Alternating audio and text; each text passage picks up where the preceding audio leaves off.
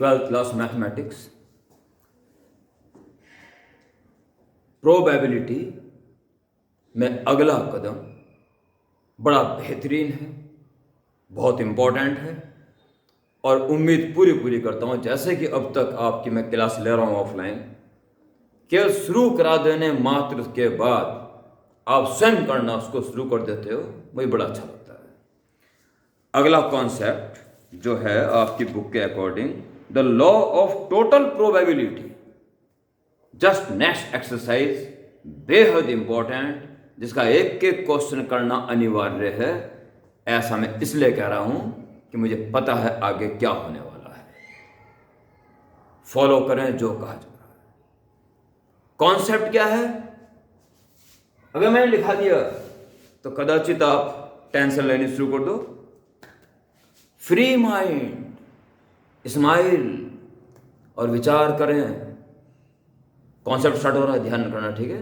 कुछ नहीं लिखना है, बस हाई कंसंट्रेसी के साथ मेरी बात सुने। बड़ा आसान कॉन्सेप्ट है। विचार करें। गायत्री विद्यापीठ के फील्ड में जैसे धूप में बैठना आजकल अच्छा लग रहा है, आप बैठे हैं नीचे, सामने स्टैंड पे ब्लैक बोर्ड है, मेरे हाथ में चौक है, और पढ़ाना शुरू कर ही रहा था कि 3 बच्चों के हाथ में मैंने वो पेन देखे एक जैसे, जो मैं चाहता था खरीदना, पर स्टॉक कहीं मिला नहीं, सुबह खत्म हो गया। कोई स्पेशल पेन था और मैं भी उसके लिए बिल्कुल पागल सा हो गया था। मुझे चाहिए था पेन, बस नहीं मिला। क्या करें, नहीं मिला। स्कूल में आया, पढ़ाया, तो आप में से 3 बच्चों के पास मैंने वो पेन देखा। अब मुझे वो पेन चाहिए।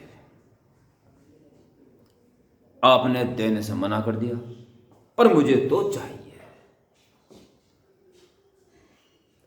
हो सकता है ये 3 बच्चे, मान लो, जितना मुझे अब सारे बच्चों के नाम भी याद नहीं है, मान लो विनय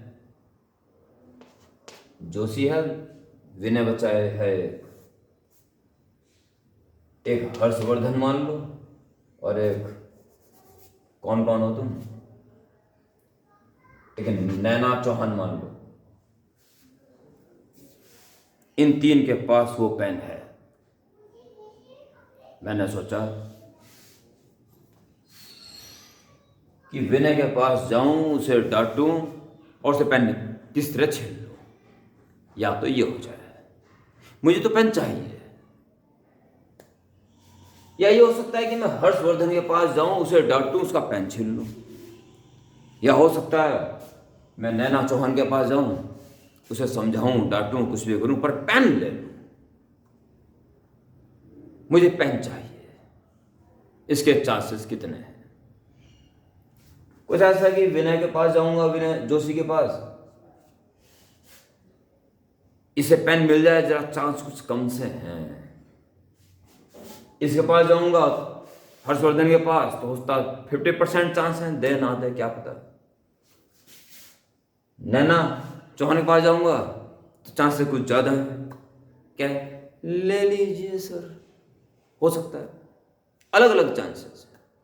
और मैं इनके पास जाऊं, इसके भी चांसेस अलग अलग हैं, पर मुझे पेन चाहिए। प्यारे बच्चों,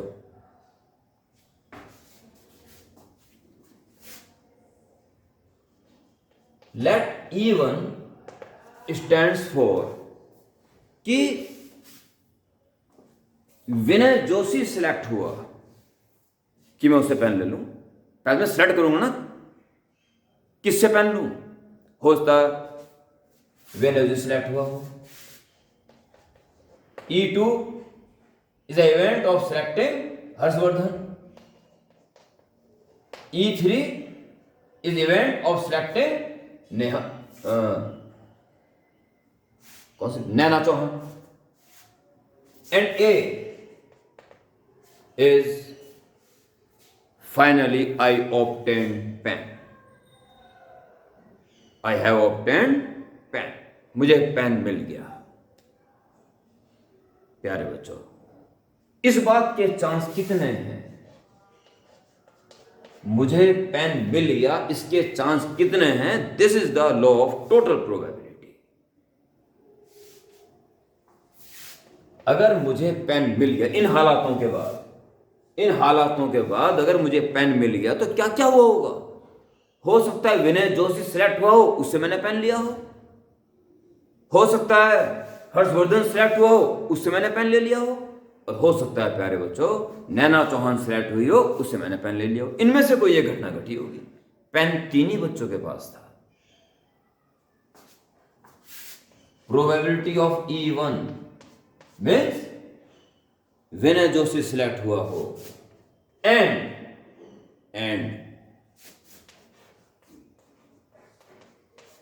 विनय जोशी सिलेक्ट हो चुका। कंडीशन प्रोबेबिलिटी ऑफ कौन वो आता है ना, जो हो चुका होता है। और अब मैंने उसका पेन छीन लिया, या तो ये घटना घटी होगी, विनय जोशी सिलेक्ट हुआ और मैंने उससे पेन ले लिया, या फिर ध्यान देना मेरे वर्ड्स पे, या फिर मैं ऐड किया जा रहा है और एंड में मल्टीप्लाई की जा रही है, या अब आप समझ चुके होंगे PE2 into P A upon E2. This probability is that Harshvardhan is selected and then pen is obtained from Harshvardhan. या फिर क्या हुआ होगा? या फिर हुआ होगा PE3 into PA upon E3। इसका मतलब मुझे बताने की जरूरत नहीं है, आप समझ चुके होंगे। फिर बता देता हूं, नैना चौहान सिलेक्ट हुई हो और उससे मैंने पेन ले लिया हो, ठीक है प्यारे बच्चों। इनमें से कोई एक घटना घटी होगी, इनको जोड़ दिया, मुझे पेन प्राप्त होने की प्रोबेबिलिटी पता चली। बस ये है जी लॉ ऑफ टोटल प्रोबेबिलिटी। एक क्वेश्चन, पहला क्वेश्चन बता रहा हूं जो सुपरहिट आपके दिमाग में आ जाएगा। और प्यारे बच्चों अगर लगता है कि आपके दिमाग में आ गया तो वीडियो के खत्म होते ही एक्सरसाइज शुरू तो आज ही कर देना प्यारे बच्चों, चाहे 2-3 ही क्वेश्चन करो, शुरुआत आज ही कर देना। First question, A bag A contains 5। अब इनकी अवस्था नहीं है,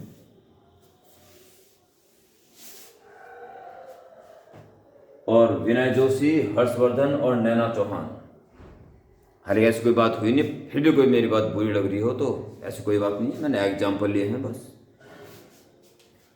क्वेश्चन नंबर 1 आप भी पढ़ लेना, मैं फिलहाल मेरी बात ढंग से सुनना, मैं समझा रहा हूं क्वेश्चन को। A bag A contains 5 white 6 black balls. बनाता हूं तो question number 1, bag A and bag B.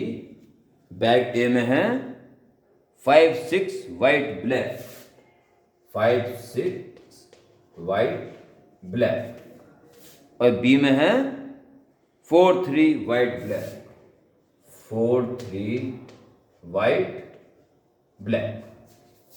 ये स्थिति है 2 बैग्स की, और कह रहा है एक बॉल बैग ए में से बी में डाल दी, एक बॉल इसमें से इसमें डाल दी। आपको दिखना जरूरी है ये, बस ठीक है, बोल दिया। और उसके बाद सेकंड बैग में से एक बॉल निकाल दी, वो ब्लैक हो, इसके चांस कितने हैं? फिर इसमें से एक ब्लैक, वो ब्लैक हो, इसके चांस कितने हैं? तो इसके ऊपर डिपेंड है ना कौन सी बॉल आई। हो सकता है व्हाइट बॉल आई हो तब ब्लैक निकली हो सकता है ब्लैक बॉल आई हो तब ब्लैक निकली हो। इनमें से कोई एक घटना घटी होगी, बस यही आपको पहचानना है। Let E1 stands for transferred ball, transferred ball is white, होता व्हाइट आई हो। E2 ट्रांसफर्ड बॉल इज हो सकता ब्लैक आई हो। और तीसरी घटना इस क्वेश्चन में नहीं है, तो तीसरी घटना की अवस्था नहीं है। एंड ए ये भी है, तो सब कुछ और सा बना देना, ऐसा बना देना, ठीक है।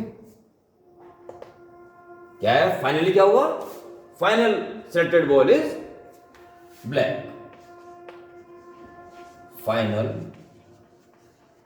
Selected ball is black. Final ball black है, उससे पहले इन दोनों में से कोई एक घटना घटी होगी। ट्रांसफर बॉल के ऊपर डिपेंडेंस है सारी। हमें चाहिए, क्योंकि बोर्ड पूरा नहीं आएगा इसलिए ऊपर यहीं लिखो दोबारा। Therefore probability of this event, final ball वहां से ब्लैक निकले, इसके चांस कितने हैं। तो प्यारे बच्चों, P(E1) PA/E1 या फिर P(E2) PA/E2, अर्थात हो सकता है ट्रांसफर बॉल व्हाइट आई हो और व्हाइट आ चुकी तब जाके ब्लैक निकली हो सकता है ब्लैक आई हो तब जाके ब्लैक निकली हो। वैल्यू देखना थोड़ा सिंसियर होकर और देख लो, वैल्यू कैसे रखेंगे। P(E1) यानी कि व्हाइट बॉल गई हो यहां से, तो व्हाइट निकलने के चांस कितने हैं यहां से, 5/11 मल्टीप्लाइड। और अब ये मान लिया गया है कि व्हाइट ही वहां पहुंची है, व्हाइट ही पहुंची यहां, तो कितनी होगी टोटल व्हाइट, 5 और 3 8 होगी टोटल, जिसमें से ब्लैक निकलने के चांस 3। या तो ये घटना घटी, व्हाइट आई और ब्लैक निकल गई, या फिर ब्लैक आई हो, ब्लैक आने के चांस कितने हैं, 6/11 इनटू, और अब ये मान लिया गया है कि वहां ब्लैक आ चुकी, तो 4 ब्लैक 4 व्हाइट हो, टोटल 8। अब ब्लैक निकलने के chance 4 blacks balls are there. ये है जी कहानी। इस चीज को रिवर्स करके दोबारा देखना, अपनी पूरी शक्ति के साथ इस बात को पहले ही तैयार कर लेना। सीखना में इस वीडियो से ही है अगली एक्सरसाइज का कॉन्सेप्ट। इसी मनोदशा के साथ आप इस वीडियो को देखें, जब बार बार इसको रिवर्स करके देखें। अगर वक्त मिला तो आपको फिजिक्स लैब में ले जाके एक रेजोनेंस की ट्यूब है, रेजोनेंस प्रैक्टिकल होता है 11th में, दिखाऊंगा आपको, और ये सिद्ध करके दिखाऊंगा कि अगर आप कुछ सोच लेते हो पूरी शक्ति के साथ तो वो होता है। आज आप ये जान लें या अपने अंदर प्रण कर लें कि इस वीडियो के आधार पर ही मैं अगली एक्सरसाइज शुरू कर दूंगा या कर दूंगी, और करके ही रहूंगा या रहूंगी। तो एक्सरसाइज शुरू होगी, फिर वो निश्चित रूप से होगी। 5 3 जा, ये 88 आएगा दोनों का एल्सियम, तो एल्सियम एक साथ ले लो पहले 88, और 5 3 जा 15 प्लस 24 इज 39/88। ओके, फॉलो करें और अगली एक्सरसाइज स्टार्ट कर दें तुरंत, इमीडिएट। Good night.